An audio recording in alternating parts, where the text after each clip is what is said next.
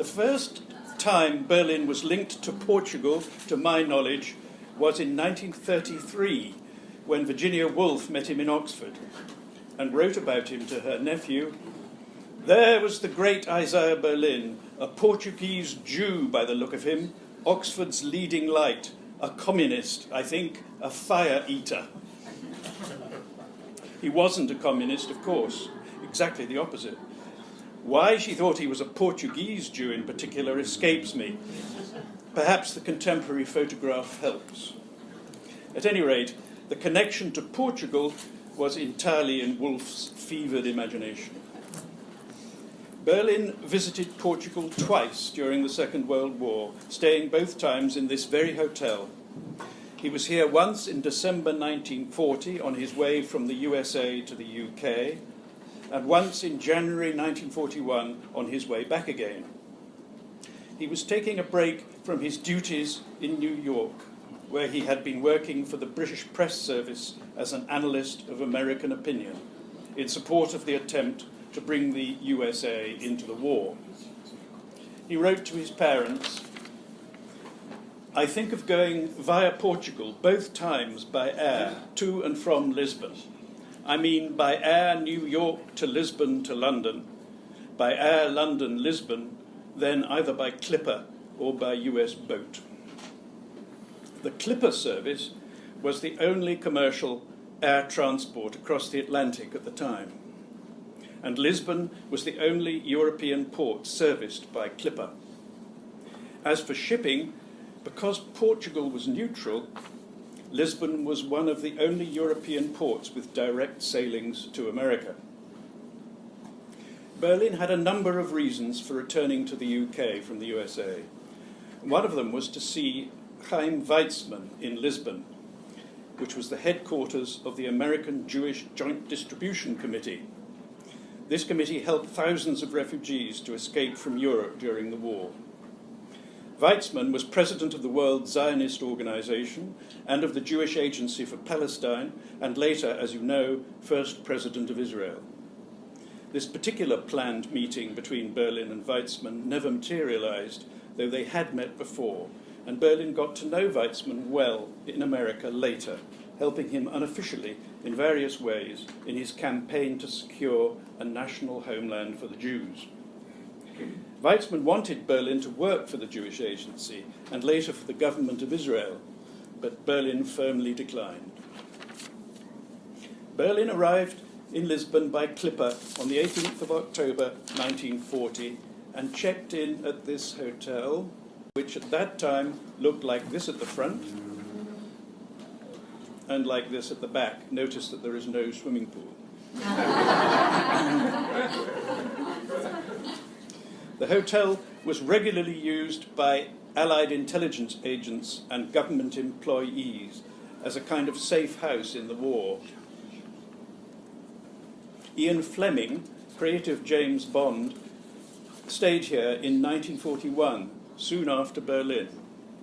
And one of the first things hotel guests here learn is that George Lazenby was filmed here in 1969 as James Bond in On Her Majesty's Secret Service. Also famous, and not only in Estoril, is the 18-year-old bellboy who hands Bond his room key, José Diogo Vieira. Almost 50 years later, he is still working for this hotel as deputy head concierge, and he was there this evening, as I'm sure most of you noticed. Here is the scene in the film when Bond arrives and encounters the young José Diogo.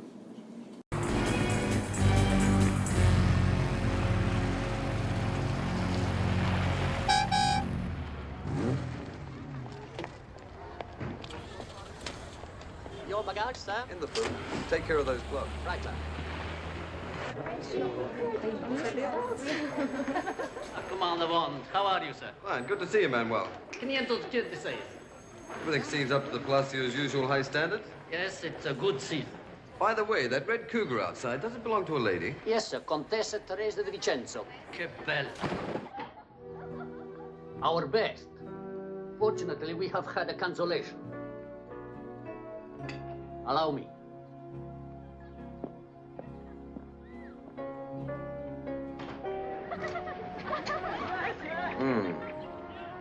This'll do.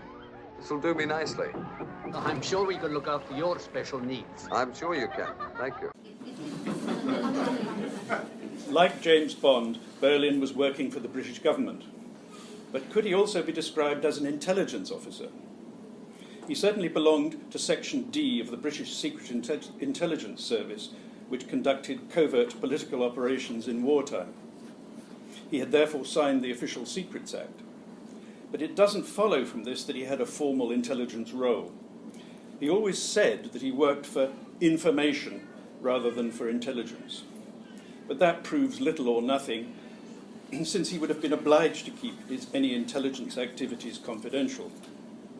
In a recent book, the historian Anthony Percy argues reasonably convincingly that Berlin must have done significant work for intelligence. But this is a murky area, and it seems to be that nothing is proved conclusively, though it would be surprising if Berlin had not given assistance to intelligent officers from time to time. On check-in at the hotel, Berlin had to complete a registration document. For this image of the document and for much other help, I'm greatly indebted to Paula Almeida of the Historical Archive of the Municipality of Cascais, who has been a wonderful source of information. I recommend a visit to the archive in its beautiful building shown here in earlier days. These forms were used to control the presence of foreigners in Portugal and were administered by the Portuguese secret police, to whom the tear-off slip at the bottom had to be sent. Berlin had to wait for almost a week before he could secure a flight to England, and this enabled him to form some interesting impressions of Portugal, some of them recorded in the 2 letters that he wrote to his parents from the hotel on this first visit. His best remarks about Portugal are displayed on Anna Martins's excellent exhibition panel here on my right, and I shan't repeat them now, except to say that I was especially struck by his reference to gentle 18th century donkeys,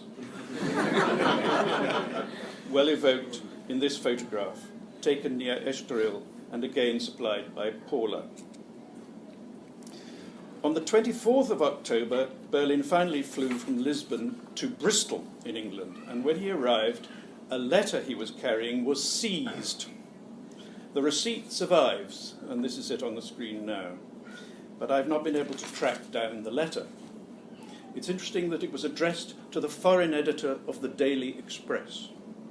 This way of referring to the intended recipient seems to have been designed to put the censor off the scent, since the holder of that post was the Zionist Alexander Easterman, who was also the political secretary of the World Jewish Congress, which describes itself as the diplomatic arm of the Jewish people. Clearly, Berlin was acting as a courier between Weizmann, or at any rate the Jewish agency, and Easterman. The authorities were not fooled, as the seizure of the item shows.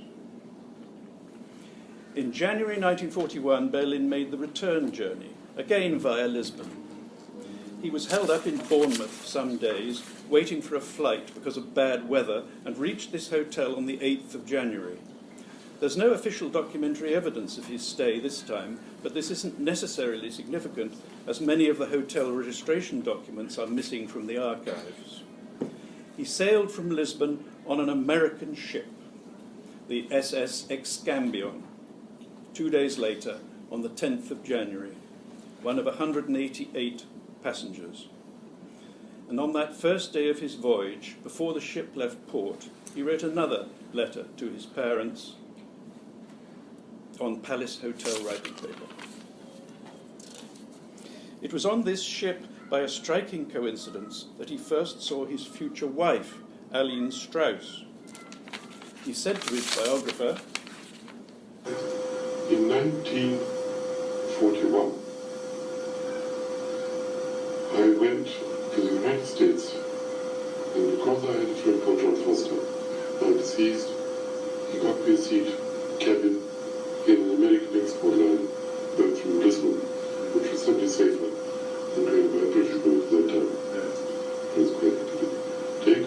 I flew to Lisbon, got to this boat, and on the boat saw a lady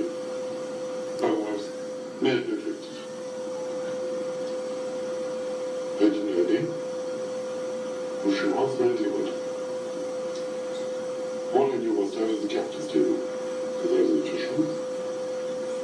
3 tables away was this lady, was another lady in the middle, and I couldn't take my eyes off. I was deeply fixated, probably for the first time to this degree. Aline was then a widow, fleeing the Nazis in Paris with her 4-year-old son, Michel.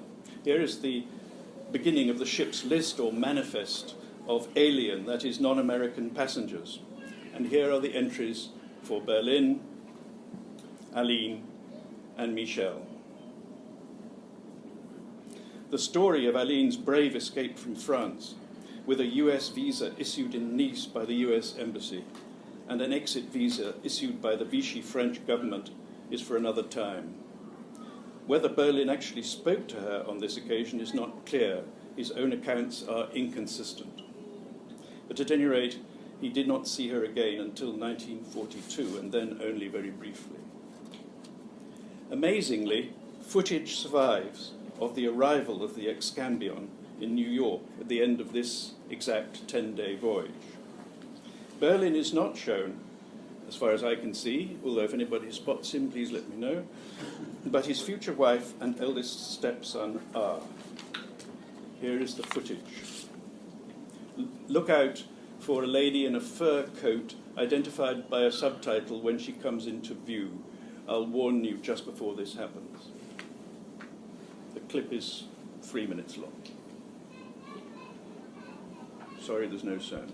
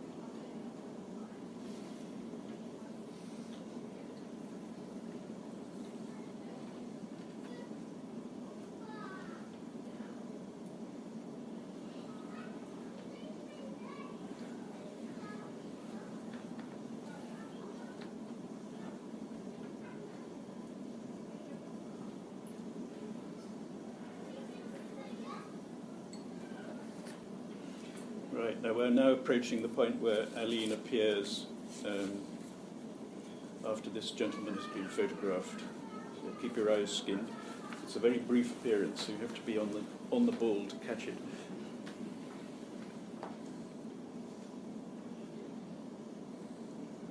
Gone.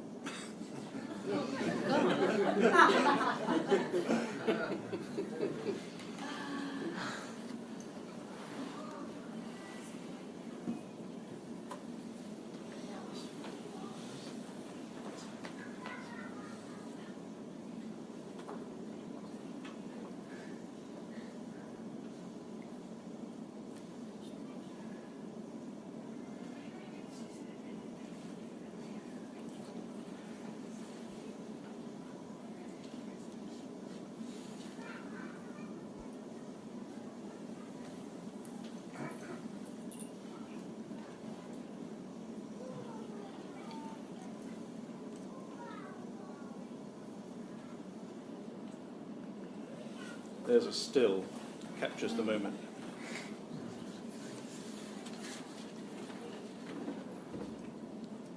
More than half a century after his visits to Estoril, Berlin met Professor Espada in Oxford, and Berlin asked him if Antonio Pinto was still head concierge at the palace. This is odd, because Mr. Pinto didn't reach Estoril from his native Madeira until 1941, and his first job was at the Park Hotel, not at the Palace, which he did not move to until some years later when the Park Hotel was demolished. It's possible that Berlin never actually met Pinto, but heard of him because of the great help he gave to Jewish refugees during the war. Maybe Berlin had forgotten where Pinto actually worked at that point. Pinto was known locally as Mr. No. Was this the source of Ian Fleming's Dr. No in his first Bond novel? Berlin's link to Portugal was renewed in 1976 for the rest of his life. From that year, for more than 20 years, a wonderful Portuguese couple, Claudina and Casimiro Botelho, looked after Aline and Isaiah and their grand home in Oxford, Eddington House.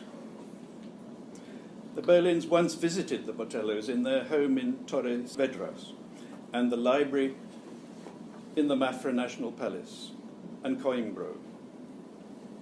This was Berlin's third and last visit to this lovely country, and this is the point at which I fall silent.